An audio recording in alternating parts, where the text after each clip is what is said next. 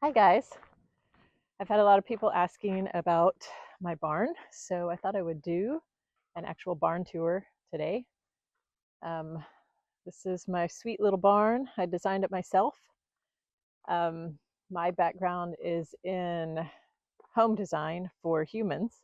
So my theory with building homes and spaces for humans has everything to do with the human's interaction with the outdoors. And I love a lot of light, a lot of windows, breezeways, courtyards, just anything to get a person interacting with the outdoors because that's extremely important to me. That's kind of where my passion lies. That's when I am the happiest, is when I am able to be outdoors.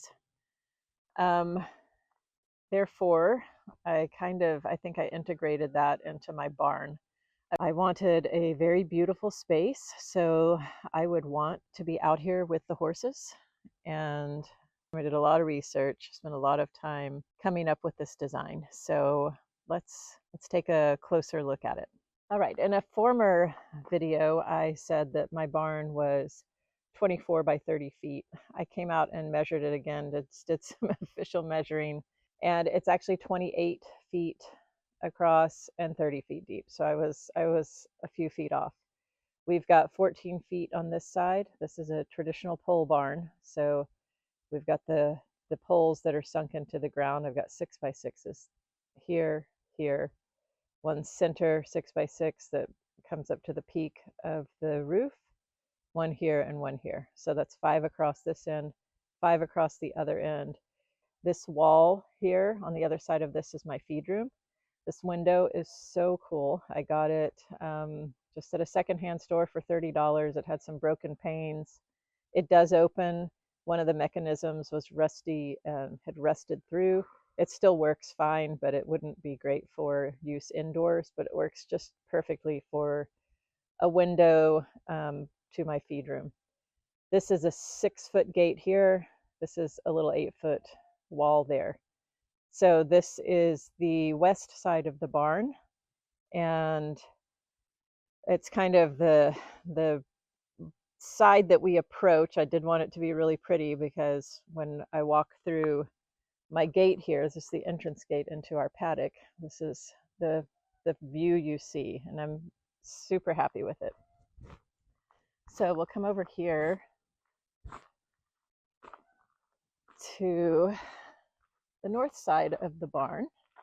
This side butts up to my arena. So here's our arena. I have a 6-foot gate there that goes and enters to the side. Depending on what you want to do with your barn, you would obviously configure it differently. You might want a gate that comes straight out of the barn into your arena. I chose not to, and when we get up in there, I'll explain that. I'll explain why. So this side, you'll see here the lower walls I've got filled in. These are 2x6 planks that run horizontally with 2x4 vertical supports to keep them from bowing. When we got horses, I wasn't exactly sure what all we would do with horses. I wanted the arena up close to my barn. I knew that because I didn't know if maybe at some point we would want to teach lessons out here or something like that. Paloma is right here giving me a hand. The nice thing about this cattle panel, we'll go inside there and I'll show you this. I know like some horses, like Paloma, want to be right up on you, checking your pockets for carrots. And if I was teaching lessons out here and I had a parent or something like that who wanted to watch, I could actually close off the barn in this breezeway area, and people could, put up a folding chair, sit in here, watch what's happening out in the arena. What you got, Paloma? So we will sneak right past Paloma here. And this is the east side of the barn. And it's a pretty sweet side also because we've got this beautiful stained glass window. And I did mount it up super high, so there's no risk that the horses could push their noses through it. When it's sunny, the sun shines through that and it just casts this beautiful light inside the stall area. Highly recommend adding those special little touches so you want to be out in this space as well as your horses. This end of the breezeway, it mimics the other side. It's got a 6-foot gate, and then there's an 8-foot span right here. Again, that's filled in with cattle panel. And when we go inside in a minute, I'm going to talk a little bit more about that. Okay, so let's go see the south side of the barn. And if you're finding this video informative, please hit the like and subscribe buttons. That would help me reach other viewers who are looking for similar kind of information. So hit like and subscribe. All right, here we are. Okay, so back to the barn. This is the back side of my feed room. This is the opening to what we call our stall. It does not have a gate on it. I knew I was not going to keep my horses in a stall. I just didn't have a need for that. So I didn't put a gate on it. If somebody does need a gate, you know, that works right there. And then this is the back wall that this is what we call the stall, that space right there. It creates a little 3-sided structure that the horses can get into. This over here is one of my favorite parts of our barn, and this is a bench that is built into the side of the building. This is a wonderful place to come and hang out while the horses are eating their breakfast. This is where Paloma eats, and we sit right here with her. Sometimes I'll come out and read a book out loud to the horses. They love that. It's just anything you can do to your barn to make it easily accessible that you can hang out with your horses, other people can hang out with your horses. This has been fantastic. It's low profile, so it's not going to be an issue with the horses running into it or getting tangled up in it. This is something fun that I added. These are broom heads, like really long 3-foot broom heads. And I stacked them on top of each other here. You can see it, the horses get over here and scratch themselves. They've worn down the middle part. I might actually take these off and flip them around because we've still got some bristles right here that could fill in this area where they have, I don't know if you can see this, they've completely scrubbed their side against this so much they've brushed off the bristles. That's great though. That's what it was put there for. So that whole wall is like a little wall of bristles for them to scratch up against. Okay, so this is what we call our stall. It is going to be 14 feet across this way by 18 feet this way. If a person did want a stall to keep a horse in, you could extend this wall a little bit further and then put a gate here, and you could have a closed off stall that you have some flexibility. You can open that gate, let them out that direction, or back inside the barn, we've got a 4-foot gate here, so I can bring horses into this area that we call the breezeway. But talking about our stall space, I put these mats down because this is where they like to hang out. And when it's cold outside, they'll come in here sometimes. They're pretty hardy for the cold. And here's little Fennel on the tour also. But when it's hot outside, we are in Central Texas, so the heat is more of an issue for us. They hang out in here in the shade. And I put these really heavy rubber mats down just to kind of give them a spongy, soft place to stand. I've talked before about this 1/4-inch crushed limestone, and I love this product so much. It's so easy to keep clean, scoop poop from, and I have it, you know, all over any place I've had an issue with mud. But I do want to say, if you're going to stall your horse, this is not the best product for them to be left standing on. They need some freedom to have a different surface. This is cold and hard. They wouldn't want to lay down on this. They don't love laying on this product. Um, so if you are going to keep them in a stall, I would recommend some other bedding. I know it's difficult with poop on hay and shavings because of the poop, how it intertwines in the hay and the pine shavings. But that's going to be better for your horse because it's going to be a softer surface for them to stand on. And then if they're kept in a stall, at some point they're going to need to lay down to sleep, and you would want to offer them a softer surface. But in here, my horses just stand around in here. So these mats are fantastic just to give them a little bit of a spongy place to stand. They're easy to clean. I come in here just every morning and sweep off. They do kind of kick gravel up on them. They poop in here sometimes, scoop that out pretty easily, and then sweep off the gravel, and they're good to go again. This side here is my feed room. You can see the window that is right over there.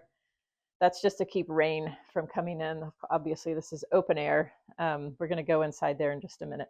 So it's a 14-foot stretch. I went ahead and left this wall short because the horses like to come and stand there and watch me while I'm making their food.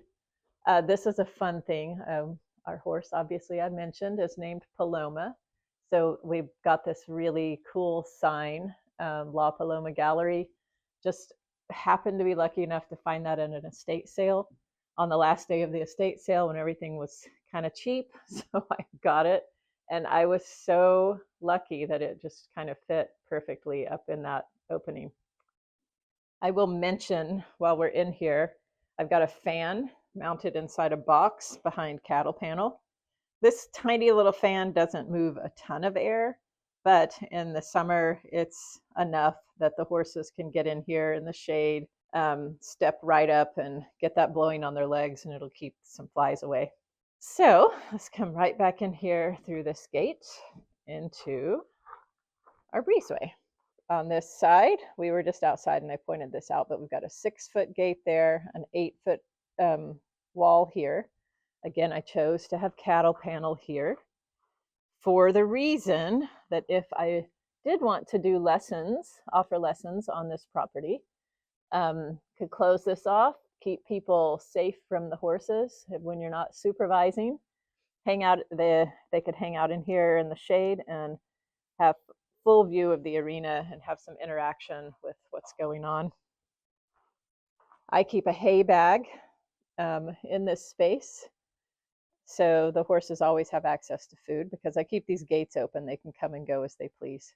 I do keep these, I buy masonry trays from Lowe's or Home Depot. They sell this product at Tractor Supply too, but Lowe's or Home Depot, it's less expensive. These things are fantastic. I leave them under the hay bag. You still get some hay around, but it catches most of the hay. It's pretty easy to keep clean that way. I also feed my horses out of these. I don't feed them out of buckets because inevitably they stick their nose down in that bucket and they dump it over. I mix the food in a bucket and then pour it into the tray. And it makes it a lot easier for them to eat. The other end, the reason I close this off, it's a little bit of protection from weather, but also I chose to close this off because Paloma is more comfortable up against a solid surface. So if I need to feed them inside, if it's raining outside, I will put her feed tray here. She's up against the wall. She's fine. No big deal.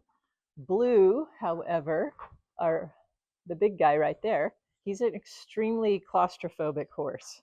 So if it's raining outside and I want to feed them inside, I'll put his tray here, and he feels like he is not being closed in. He's a lot more comfortable that way. I would kind of recommend design your barn for the horse's temperament also. This space is 30 feet long this direction and 14 feet across this direction. And this is a fantastic amount of room. You could bring several horses in. I bring our 2 horses in here to feed them. I think you could comfortably feed 3 horses. If you're going to go up to 4 horses, I would recommend it being a little bit bigger, but there's plenty of room in here for them to both eat together at the same time and not be crowding each other. This is where we do all of our hoof trims. It's a nice shady spot. The horse doesn't feel crowded. This is where, if we have a medical emergency, I will bring a horse in here and close them in. So I do have a spot in case a horse has to be separated for some reason. This gives them enough room actually to walk in a big circle, so they're not confined. A tiny little stall is really hard on a horse. They're not designed for that.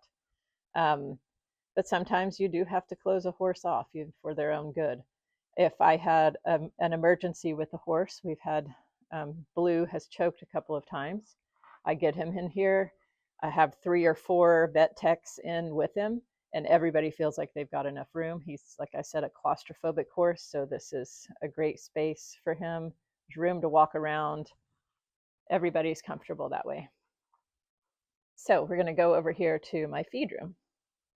This space is 14 feet deep that direction and about 12 feet this direction. This is a 4-foot gate. We'll go inside here and look around, show you the pros and cons. I have a double lock on this gate because Paloma can stand here and manage to open it if I have only one lock. Okay, so here's my little feed room. On this wall, I hang all my tools, all the things you're going to have, brooms, pitchforks, keep my poop scooping buckets there. Again, I've got more masonry trays. This is what I feed my horses in, so they're not going to spill their food. I've got my trash cans that hold my feed. These are the buckets where I mix their feed. I do give them mash every day. Over here, I have my recipe for what they eat, when they eat it. This is, sometimes we give them a horse salad. I have everything laid out here, so it's easy for me to get help from some other people because, man, sometimes you just need it. You need the help. I keep my hay here. Here's a thing I'd love to show you guys. I built a platform here to keep my hay up off the ground, and you can kind of see it's just about 6 inches off the ground. Let's see right here, about 6 inches off the ground. Keeps my hay up out of the dirt, out of the moisture of the ground.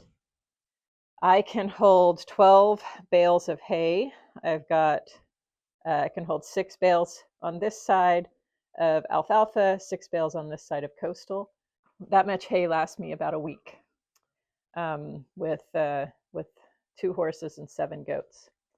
I measured here. I got the hay where I wanted it, and I measured the height of this shelf, and this is where I throw my feed bags up here, keep them off the ground and out of my way. And that shelf is designed perfectly so it fits comfortably above bales of hay that are stacked 3 tall. This is kind of just a little work area, little shelf, a very dusty little desk. This wall over here is where I keep my ropes and halters. I do have a little stool out here in case I need it. So let me talk for a minute about the downfalls, the things that I would like, that I might have changed. There really is only one thing I might have changed about this feed room setup. I probably would enclose, come out here if I felt so inclined, and make a closet that closed off completely right in this area. Because if you know horses, your space is going to get really dusty and really dirty. I've got these neat little saddle racks mounted on the wall here, but I end up keeping my saddle in the house. I don't ride a lot. I don't ride regularly, so if I did, I would want my saddle out in my tack room. and it gets so dusty. I didn't want to keep it out here. You can kind of see this is Paloma's fly mask for the summer. I'm gonna have to take this and hose it down and get it dry and washed before I use that on her, because it is so thick with dust. If I put this on her, she probably couldn't see through it. And this, the same. It just gets so dusty. That's an easy fix, to put a cabinet out here that's completely enclosed. I will say I was trying to keep my barn flexible. This panel here is, if I were to take this panel of wood off, take out this the desk and everything, take this panel of wood off, I could put a 4-foot gate there. I designed it specifically for that. So in that case, if somebody ever in the future owns this barn and they did want to use this as their stall, they could take out the window. You don't want a glass window in a space where a horse is going to be permanently kept. And put another gate here, and this could actually just be a stall space. So that is the tour of the barn. If I missed anything, please leave a comment in the comments section, and I will do my best to answer your questions. I've been super happy with this barn. Again, I have background in design for designing spaces for humans. So I did implement some of those theories and some of my passion about designing spaces. But I know that there are a lot of resources out there. I could be a resource if you are looking for help with a barn design. Leave a comment and let me know. Something that would really help is if you guys would hit the like and or subscribe button. I know some people were asking me about my little horse pond over here. I drained it about 2 weeks ago and shot a video of what it looked like inside, and I am working on posting that video also, so stay tuned for that. And for all you horse people, I'm so happy that you are here looking for information to make your horse's life better and your life more enjoyable with your horse. That's where my heart is too. You guys have a great day, and hopefully I'll see you on another video.